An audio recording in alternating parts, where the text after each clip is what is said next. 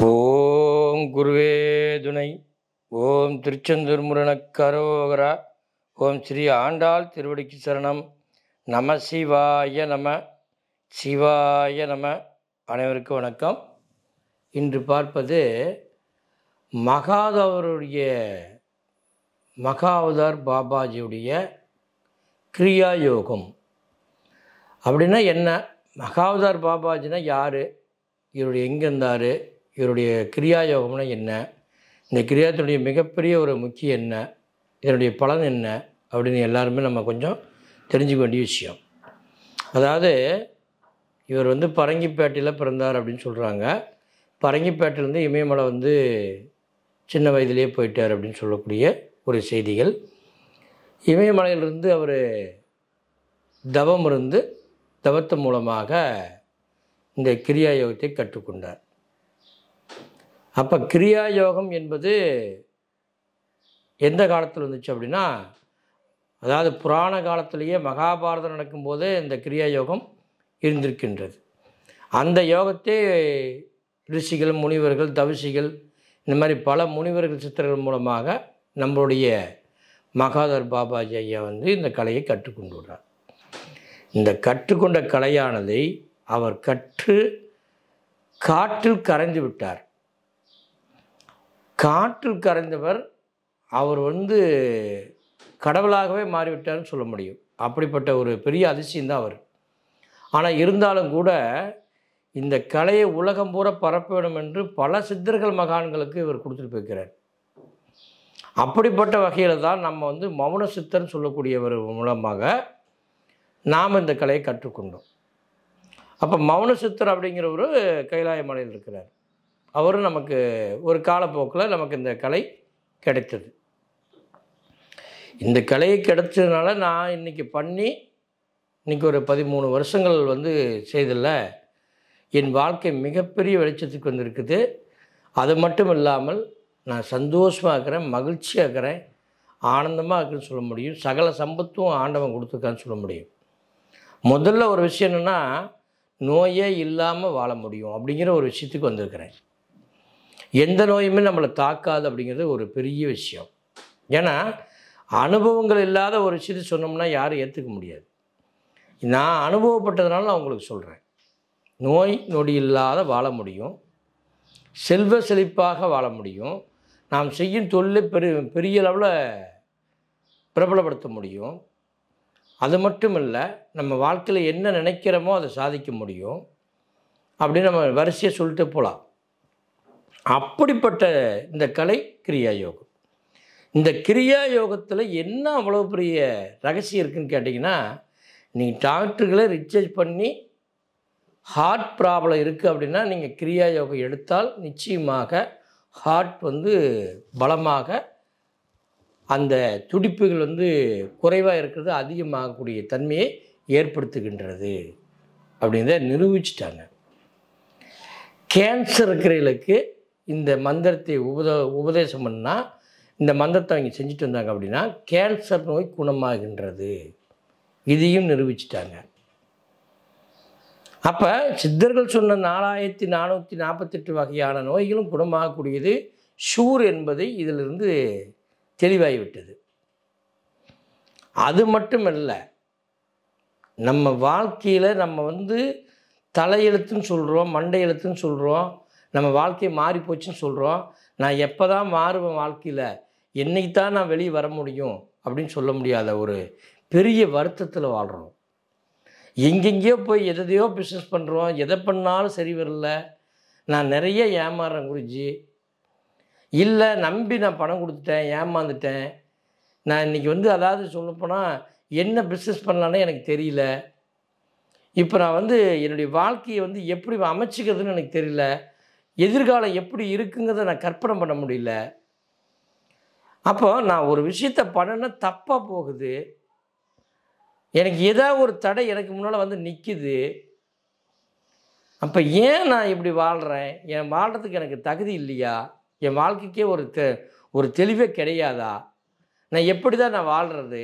எனக்கு என்ன புரியுது, எது புரியாமல் போகுது அப்படின்னு எனக்கே புரியல குருஜி.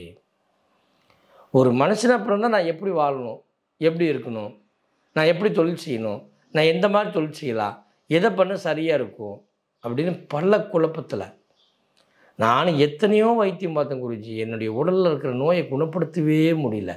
புதுசு புதுசாக நோய்க்கு பேர் சொல்கிறாங்க. நான் எப்படி தான் தீர்த்துக்கிறது? இல்லை குருஜி, என் மனைவி இறந்துட்டா அந்த தாக்கமே என்னை விட்டு வெளியே வர முடியல. நான் அவ்வளோ பாசமாக நான் வாழ்ந்துட்டேன். இப்போ என் மனைவி விட்டு என்னால் வாழ முடியல. இல்லை குருஜி, என்னுடைய கணவர் இறந்துட்டார், என்னால் என் கணவர் விட்டு பிரியவே முடியாது. அவ்வளோ ஒரு தாக்கத்தில் இருக்கிறேன். அந்த அன்புலேருந்து வெளியே வர முடியல. இதுக்கு நான் என்ன செய்யறது? இல்லை, என் குழந்தை இறந்துருச்சு. இந்த மாதிரி இறந்தவர்களை விட்டு பிரிய முடியாமல் தவிப்பதும், மனம் சஞ்சலப்படுவதும், மன வேதனைப்படுவதும், துக்கத்து மேலே துக்கமாக நினைத்து கொண்டே நம்மளுடைய எண்ணங்களை எல்லாம் மாற்றி மாற்றி குழப்பிக்கொள்வதும், நாம் செய்யும் தொழில் வியாபாரம் சரியாக இல்லாத குழப்பத்தை ஏற்படுத்தி கொள்வதும், அது மட்டும் இல்லைங்க, நிம்மதியாக தூக்கம் வரலைங்க. படுத்த தூக்கமே இல்லைங்க. இந்த தூக்கத்துக்கு என்னங்க வழி? இப்போ நான் என்னெல்லாம் பண்ணால் நான் ஜெயிக்க முடியும்?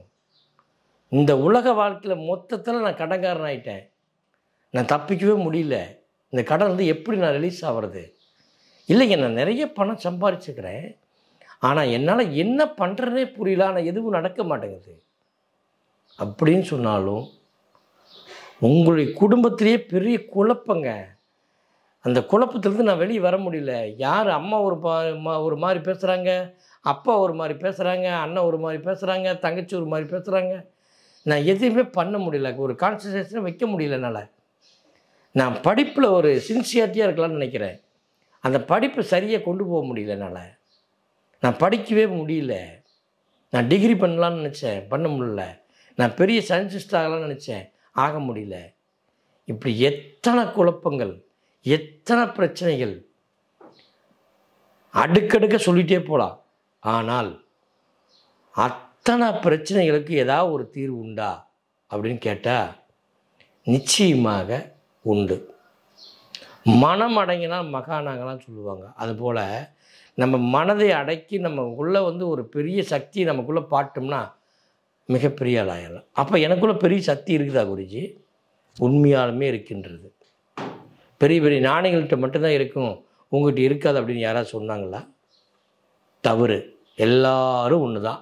எல்லாத்துட்டையும் இருக்குது. குருவிட்டையும் இருக்குது, ஞானிகள்கிட்டையும் இருக்குது, சாதாரண மனிதர்கிட்டையும் இருக்குது. இதை பயன்படுத்தும் பக்குவம் வேறு. சித்தர்கள் மகான்கள்லாம் நேர்மையாக இருப்பாங்க, உண்மையாக இருப்பாங்க, வேகமாக இருப்பாங்க, சுறுசுறுப்பாக இருப்பாங்க. அவங்க செய்கிறதில் எதிரையும் ஆசைப்பட மாட்டாங்க. அதனால் சாதிச்சாங்க. அவங்களுக்கு நவகிரகம் பாதிச்சதுன்னா பாதிக்கலை. ஏன்?